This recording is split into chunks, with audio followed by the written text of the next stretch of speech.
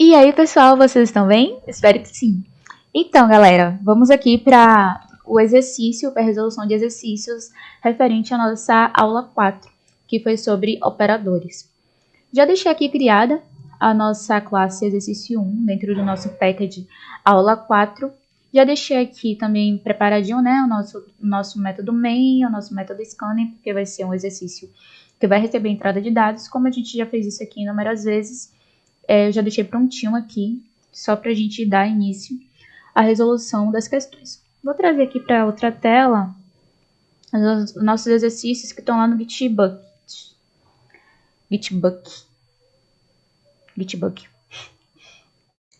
Vamos começar aqui pelo primeiro exercício, verificação de maioridade. Escreva um programa que receba a idade de uma pessoa e verifique se ela é maior de idade. Idade maior ou igual a 18, o programa deve imprimir true se a pessoa for maior de idade. E false caso contrário. Beleza. Nada muito fora do que a gente já tem visto aqui, né? Então, vamos precisar de uma entrada de dados. Já temos nosso scanner ali. O que a gente precisa agora? Vamos colocar aqui um inteiro, que vai receber a idade. E eu vou colocar aqui só para ficar intuitivo. SysPrintOutLN, tá? Pedindo a idade antes do scanner. Pronto, a primeira parte do exercício a gente já tem, que é receber uma idade. Agora precisamos fazer a nossa condição de verificação, se ele é maior ou menor de idade. Pensem que vocês estão fazendo, né, um sistema aí para vender ingresso para uma festinha, que só podem entrar pessoas com 18 ou mais. E aí, vocês vão seguir aqui a seguinte linha de resolução desse exercício, né? Vou colocar aqui a condição if, se idade for maior ou igual a 18, retorne aqui, vou botar um SysPrintOutLN, idade permitida, e vou concatenar aqui, mas nossa questão pede ali também que a gente imprima o true ou false. Para isso a gente tem que criar aqui um boolean. Eu vou colocar aqui como maioridade e vou dizer que a condição desse boolean é que idade seja maior ou igual a 18. E aqui na nossa concatenação eu vou chamar aqui o nosso maioridade. Beleza, fizemos a primeira parte, que é no caso do fluxo positivo, se a pessoa tiver 18 ou mais. Mas e se a pessoa tiver 17 ou menos, né? A gente precisa ter um fluxo negativo para isso também. Que vai ser aqui o nosso else. E aqui eu vou colocar idade não permitida. E vou concatenar aqui com o nosso maioridade.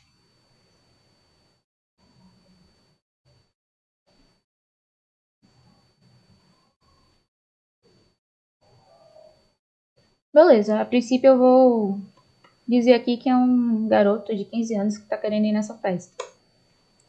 E olha lá. Nossa, não com O. E olha lá, idade não permitida. Nossa condição é falsa. Esse menino não tem 18 ou mais. Ele não pode entrar na festa. Mas agora aqui,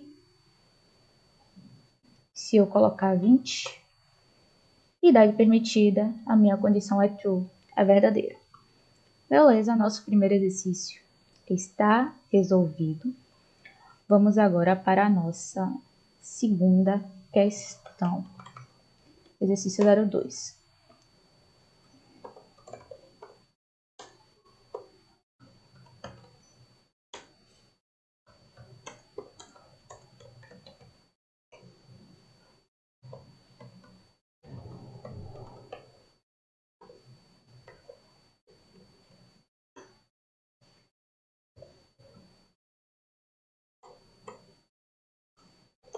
Vou puxar nosso Gitbucket para cá, para essa janela. para lermos a segunda questão. Número múltiplo de 3 e 5. Desenvolva uma expressão que verifique se um número inteiro é múltiplo de 3 e 5 ao mesmo tempo. O programa deve imprimir true se for múltiplo e false, caso contrário. Então percebam, a questão aqui já chama a atenção da gente para uma coisa. O uso do operador. Ele me diz aqui, verifique se um número inteiro, um único número inteiro, é múltiplo de 3 e 5 ao mesmo tempo. Isso lembra pra gente o quê? Quem é que faz isso? Qual é o operador que faz isso? O nosso operador I, ou nosso operador AND, que é representado por II comercial. E como a gente estudou na aula passada, esse operador só entra no fluxo positivo se as duas expressões, se os dois resultados esperados forem verdadeiros. Se um ou outro for falso, ele retorna um resultado falso. Então, vamos trabalhar aqui com o nosso operador. Temos declarado aqui o nosso int e agora vamos fazer a nossa condição para descobrir se a nossa entrada de dados é múltipla ou não de 3 e 5 ao mesmo tempo. Então, inicialmente, eu vou colocar aqui só para ficar mais intuitivo, uma mensagem, informe um número. E aqui vamos fazer a nossa condicional. Se, e percebam que logo de cara eu já vou abrir um outro parêntese, porque vamos ter um emaranhado de situações aqui, né? A primeira vai ser o quê? Eu vou precisar pegar esse meu número, fazer o resto da divisão por 3 e comparar se esse resto da divisão é igual a 0. Porque é dessa forma que eu vou verificar se o meu número que eu recebi pelo scanner é múltiplo de 3. Eu vou ter que sair agora aqui do parêntese, colocar o meu operador i, o nosso operador i, né? Abrir um outro parêntese e fazer a mesma coisa para o número 5, porque eu também preciso descobrir se o número que eu recebi pelo SC é múltiplo de 5. Então, pessoal, percebam o que foi que eu acabei de fazer aqui. Eu acabei de fazer uma condição dizendo se o número que eu recebi pelo meu SC, pelo meu scanner, for múltiplo de 3 e, ao mesmo tempo, múltiplo de 5, retorne alguma coisa. E como é que meu programa sabe que essa entrada de dados é múltipla desses dois números ao mesmo tempo, do 3 e do 5? Porque aqui, entre parênteses, e se vocês estão lembrados das aulas anteriores, os parênteses no Java definem a ordem de precedência na qual a expressão vai ser executada. Logo, esse resto aqui da divisão é executada antes da minha comparação. Ele está me dizendo aqui, ele está pegando o resto da divisão do número que eu fiz a entrada por 3 e comparando se esse resto é igual a 0. Caso positivo, ele é um múltiplo. E ele faz a mesma coisa aqui com o 5. Então, ele tendo esse resultado aqui, true ou false, ele sai do parêntese, né? Porque ele já executou a ordem de precedência e vem aqui para minha comparação. Compara se esse resultado é verdadeiro e se esse resultado é verdadeiro. Em caso positivo, ele vai me trazer aqui o número. E para ficar mais bacana, eu vou concatenar aqui com o número. É múltiplo. A parte mais complexa do nosso código já foi, que é montar a nossa primeira expressão, que faz toda a verificação. Caso isso aqui não seja verdadeiro, a gente vai entrar aqui no fluxo, que é o nosso fluxo negativo, que é o nosso fluxo do não, e vai dizer aqui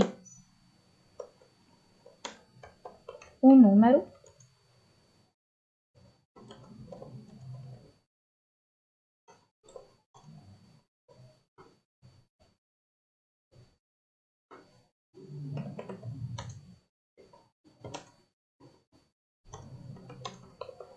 não é múltiplo. Então, feita essa primeira parte aqui, a segunda é muito tranquila. É só desviar, né, a tomada de decisão para o fluxo que é negativo. Quando a gente começar a ver else if aninhado, e aqui dentro viria uma segunda condição, algo nessa estrutura aqui ou nessa estrutura que o exercício estivesse pedindo, aí vai ficar um pouquinho mais longo o exercício, vai ter um pouquinho mais de complexidade, mas nada para se assustar. Por enquanto só temos duas situações aqui, sim ou não, mas poderíamos ter um se por dentro de um outro se, por dentro de outro se, e aí, quando temos situações como essa, vale a pena verificar se é melhor usar um switch case, ou a depender da situação, usar realmente um else if, mas isso é conversa para próximas aulas, e a gente vai ver isso com muita calma. Pronto, nosso exercício está feito aqui, e agora eu vou entrar aqui com algumas entradas de dados. Vou entrar aqui primeiro com 5. Ele me traz aqui o número 5 não é múltiplo. Por quê? Ele vai atender essa condição, mas ele não vai atender essa condição. Isso aqui, o 5 dividido por 3, o resto não vai ser zero. E como a gente está usando o operador lógico e, ele necessariamente precisa que aqui seja true e que aqui também seja true. Mas vamos rodar de novo e colocar aqui um 15. Olha só, o número 15 é múltiplo. Porque se você dividir o 15 pelo 3 e o 15 pelo 5, o resto da divisão vai ser zero. A mesma coisa acontece se a gente colocar aqui um 45. 45 também é múltiplo. Mas percebam, só a nível de curiosidade. Se a gente mudar aqui para um ou e agora colocar um 5, ele também trouxe que o número 5 é múltiplo. Por quê? Não vai atender essa primeira condição, contudo, atende a segunda condição. E para o ou, basta que apenas uma das condições sejam verdadeiras, para que ele pegue o fluxo ali do sim, né? Que ele pegue o fluxo positivo. Mas o nosso exercício pede que a gente use i. E está pronto o nosso segundo exercício. Perceba que trabalhamos elementos, né, do que já havíamos conversado e evoluído pouco a pouco nas aulas anteriores. Usamos aqui o porcento, usamos o igual a igual, usamos parêntese para definir a ordem de precedência que ia ser executado. Então, olha só como as peças do quebra-cabeça vão se encaixando à medida que vamos evoluindo. Aquelas coisinhas básicas que aprendemos lá nas primeiras aulas estão se juntando e formando algo maior, né? A gente consegue trabalhar situações maiores a partir de elementos primários ali, de peças menores. Vamos agora para o nosso terceiro exercício, galera. Já vou deixar aqui criado nossa classe exercício 03. O padrão, né? De todas as aulas. O bacana é que quando chegar em PO, essa dinâmica vai mudar. E aí não vamos precisar ficar toda hora declarando o método main, um scanner. Mas isso aí vai ser conversa lá para o Java intermediário. Pronto, vou trazer para a nossa tela o nosso terceiro exercício. Vamos ler juntos aqui. Verificação de um número par usando negação. Crie um programa que receba um número inteiro e verifique se ele é par. Utilize o operador de negação para determinar se o número não é par. E imprima a mensagem correspondente. Se o número for par, o programa deve imprimir é par. Caso ao contrário, deve imprimir é ímpar. Lembre-se de que um número é par se o resto da divisão por 2 for igual a zero. Então, muito semelhante com o exercício que a gente fez passado em relação ao resto da divisão, né? Vamos declarar aqui inicialmente número. Já vou deixar ele aqui recebendo o nosso int. Até a estrutura inicial é muito parecida. If. E o que a gente quer, né? A gente quer usar o nosso operador lógico de negação para imprimir se o número é par ou se o número é ímpar. Muito parecido com o que a gente fez lá atrás. Primeiro, nós vamos aqui colocar o nosso número, resto da divisão, por 2 é igual a 0.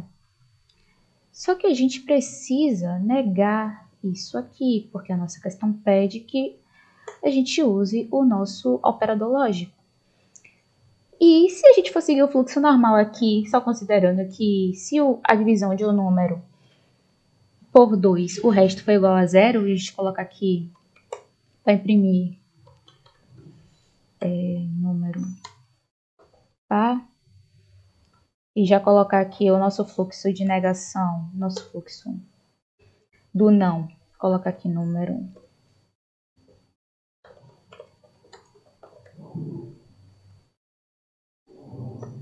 Se a gente for seguir esse fluxo normal, ignorando e colocamos ali o nosso operador de negação na frente da nossa expressão, olha o que vai acontecer.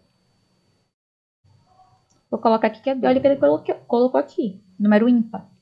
Por quê? Que a gente coloca nossa expressão aqui, número resto da divisão por 2 igual a 0, mas na frente colocamos a negação. Bom, a partir do momento que a gente faz isso aqui e passa um valor par, 2, 4, 6, isso aqui se torna true. Mas, fora da nossa expressão que é true, passamos aqui uma negação. Logo, o que é true vira false. Então, se passarmos aqui um número que não é par, como 3, do jeito que a nossa expressão está estruturada aqui, a nossa saída, ele vai me dizer que 3 é par. Ou seja, vamos ter que inverter aqui os papéis.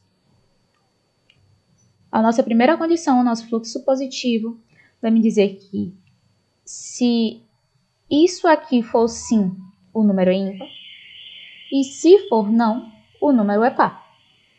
Pronto.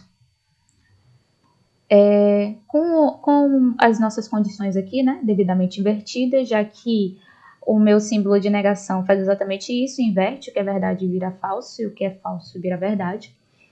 Vou colocar agora aqui um 2, e ele vai me trazer certinho aqui. Número par, o 2 é número par.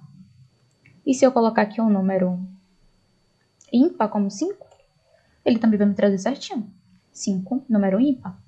Então, é isso que a nossa exclamação faz, né? Ele nega a nossa expressão. Exercício 3 resolvido. Esse foi bem tranquilo, né, gente? Eu falei que é confuso um pouquinho esse operador, e de fato ele é. Mas se a gente for treinando, fica melhor. Esse é o segredo. Praticar bastante.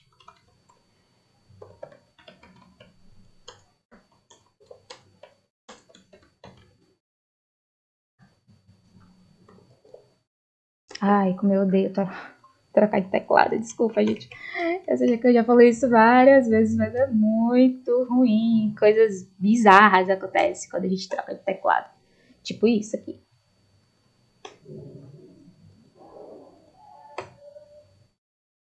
Coisas horríveis acontecem. É muito ruim. Beleza, galera. Vamos agora aqui para o nosso quarto exercício. Eu já deixei a estrutura básica aqui pronta.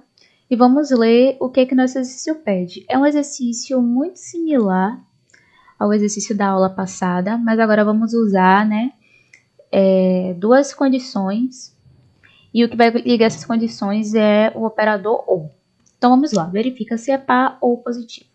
Crie um programa que receba um número inteiro e verifique se ele é par ou positivo. O programa deve imprimir true se o número for par ou positivo, e false caso contrário. Então, vamos lá.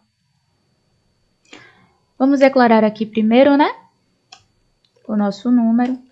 Já vou passar aqui a inserção do nosso input para ele. E vamos aqui começando a nossa condição. If. O que ele quer? Saber se nosso número é par. E para saber se nosso número é par, temos que saber se o resto da divisão dele, dividido por 2, retorna 0. Temos a nossa primeira condição aqui. E agora vamos partir aqui para a nossa segunda condição, usando o OU, que é ou número maior ou igual a 0. E essa segunda condição nos diz que esse número é um positivo. Pronto, temos as duas situações aqui que queremos testar, se ele é par ou se ele é positivo. Como estamos usando um ou, qualquer uma dessas sentenças sendo verdade, para a gente já serve. Para entrar aqui no nosso primeiro bloco de código, que vai imprimir true. Então, vamos testar aqui algumas possibilidades. Primeiro, eu vou imprimir aqui um 5, e ele me retornou que é true. Porque, embora o 5 não seja um número par, ainda assim ele é um número positivo. E para minha sentença com o ou, eu preciso apenas que um ou outro seja verdade. Eu não preciso que os dois sejam verdades. Vamos rodar aqui novamente e fazer agora aqui um menos 4. Ele também me retorna true. Por quê? Embora o menos 4 seja um negativo, ele não atende aqui a nossa segunda sentença, a nossa segunda condição, mas ele atende a primeira. Ele é divisível por 2. Ele é um número par. Mas se eu colocar aqui um menos 7, aí ele me retorna um false, porque ele nem é par e nem é positivo. Então, veja como se aplica aqui um exemplo muito básico, né, de como usar o operador OU. O OU serve para quando qualquer uma das suas opções sejam verdadeiras, ele pegue esse caminho aí do verdadeiro. Galera, para essa aula é isso. Um exercício básico para entendimento e treinamento mesmo. Eu posso estar disponibilizando mais exercícios lá no GitBook, se for interessante, se vocês quiserem. E aí posso estar deixando também a resolução desses exercícios linkados lá no GitHub. Posso fazer um repositório só para exercícios que estão resolvidos no GitBook, mas não estão aqui no canal, tá bom? E aí a gente vai conversando, qualquer dúvida vocês podem me mandar mensagem, fiquem à vontade. Então, galera, para essa aula é isso. Eu espero que vocês tenham gostado e a gente se vê na próxima aula. Valeu!